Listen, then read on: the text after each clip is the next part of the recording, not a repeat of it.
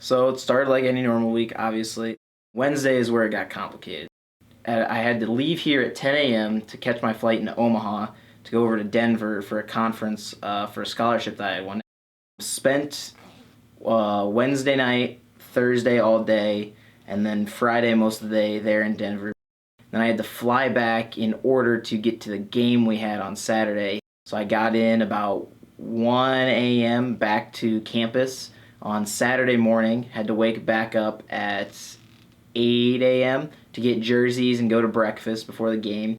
I had to leave at about 4 to drive all the way up to Minneapolis because that was my first week of my Vikings internship with the Minnesota Vikings. So I left at about 4:30 a.m., spent all day up there pretty much because it's a 4-hour drive, but I got back at about 11 p.m. that night. I was panicking the whole time, stressing out the whole time, even though I knew it was coming for about 2 months.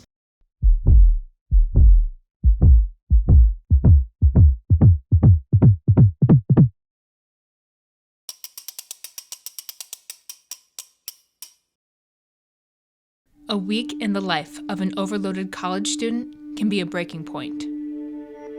In a 2021 study, the American College Health Association found that 48% of college students reported moderate or severe psychological stress, 53% reported being lonely, and 1 in 4 had considered suicide. While the mental load of college is substantial, the physical effects are not to be ignored. As stated by Dr. Stupart, who holds a PhD in counselor education, these effects include frequent headaches, tremors, neck and back pains, nervous habits such as fidgeting, rapid or mumbled speech, upset stomach, elevated blood pressure, and chest pains. At Buena Vista University, this is a cause for concern. Not taking care of your body, not taking time out for yourself, all those types of things can wreak havoc on people, and that's when we start seeing them in our office. A single student can participate in several classes, clubs, sports, and other obligations. The combined load of these commitments can be more than one person can handle. This often means that students must walk a thin line between organization and chaos.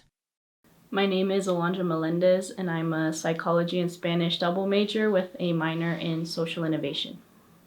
I'm Austin West. I'm a junior at Buena Vista University, and I'm a double major in digital media and strategic public relations. These two students are no strangers to the endeavor that is balancing school, work, and their personal lives. The number of activities that a person takes on can create an immense amount of stress. Yet, students now more than ever still choose to fill up their schedules. I am involved in quite a few different activities. I'm an Education for Service scholar. I'm a part of the second cohort, so I am a part-time AmeriCorps member, so I volunteer in the community like about 5 to 7 hours every week. I'm also part of Residence Life, so I'm a resident assistant for Pierce Hall on 4th floor. I'm also on the cheer and dance team. I just specifically do dance. And then for clubs and organizations, I'm co-president of Raices, which is like the Hispanic and Latinx club on campus. I'm also president of Psychi, which is the Psychology National Honor Society. I'm a part of Sigma Delta Pi, which is the Spanish National Honor Society. I'm also on orientation team. I was an O-team leader over the summer. I'm also on the Student Activities Board. And this year I was on the homecoming committee, so I helped plan for homecoming this year. Oh, and I'm in Student Move, which is student outreach mobilizing efforts, so it's like kind of the volunteer group on campus. So on campus, I'm involved with football. I am the station manager for KBVU, co-sports director for BVTV, the BVTV News sports anchor. I'm also part of the Vikings internship through the Minnesota Vikings for every home game that they have up in Minneapolis. And then I also work at the Development and Alumni Engagement Office here on campus. That's over by the President's office. And then I also work mornings at Fairway here in Storm Lake. Students taking on extensive agendas is something BVU's Health Services is familiar with. Director of Health Services Lori Stanton demonstrates the consequences of improper self-care practices. So what we like to do in our office is focus on the wellness wheel. Because when the wheel is broken, everything else falls out of place. The Wellness Wheel incorporates 7 different elements of holistic living. These elements include psychological, physical, emotional, personal, occupational, environmental, and spiritual. It's kind of like when you're driving down the road and you get a flat tire, what happens to your car? You can't drive it anymore. It can ruin your car. So basically the same thing with wellness. If you're not taking care of yourselves, then the wheel gets broken and then it starts affecting all these different pieces.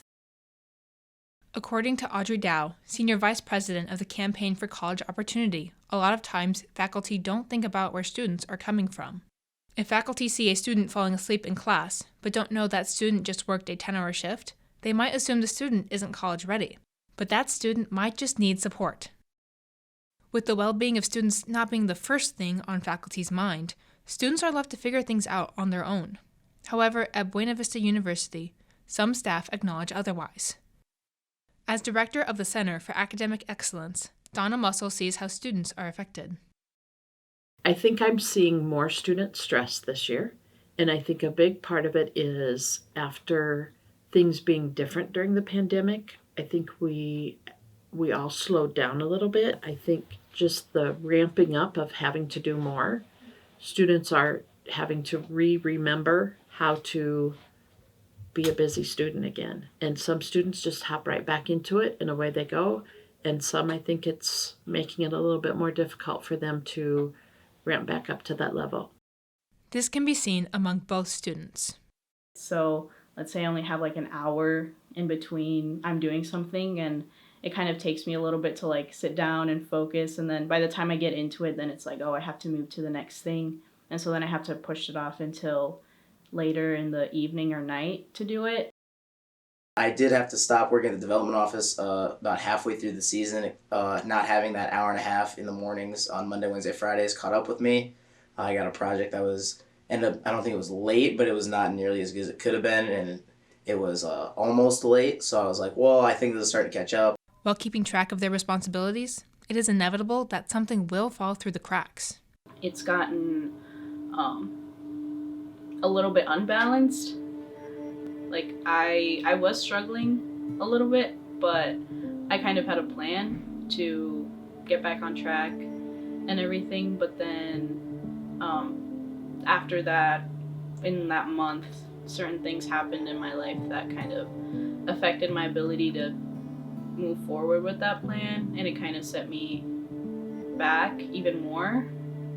And so it has been kind of a struggle lately. Anytime we have a lot of stress, anxiety, worry, just overdoing, doing too many tasks, our body is affected, and we see that in our office through symptoms. It has affected my health because this semester alone I've been like physically sick like twice, and I don't usually get sick. To add to this, students find it very hard to reach out for help when they're feeling overwhelmed. Because it was kind of hard too to kind of reach out to people and be like, hey, like, I know I'm not performing as I usually do, just in terms of like school or activities and stuff like that. And I didn't want people to think it was because I didn't care. I guess there was pressure on both aspects. If I didn't let people know what was going on, there was pressure of them thinking, oh, like, I'm okay. But then the pressure of telling them too was also kind of just weighing on me. Because I was like, I don't know, like, when I'm gonna get better. And then when I do, like, you know, I still have to catch up with everything, and because everything around me is like, you know, keeps moving forward. But I just felt like I was really behind. That's the absolute bare minimum to go to class. But for me, that was like, it took so much effort to do that. And so I'd say, yeah, there have been multiple points where this past month where I've thought about just dropping everything. One of the big things that is part of figuring out how to be a student is making sure that you're taking care of you first, that you are being a student next, and then that everything else follows after that. I think our counseling services are fabulous. By going to meet with a counselor, you have somebody who is a professional. You have somebody who knows how to help you work with all of these different things, and it's free. Something that's helped a lot is I do go to counseling here at the university. I think it does help me like talk through those issues that I've been having and trying to figure out healthy ways to deal with it and cope with it and everything.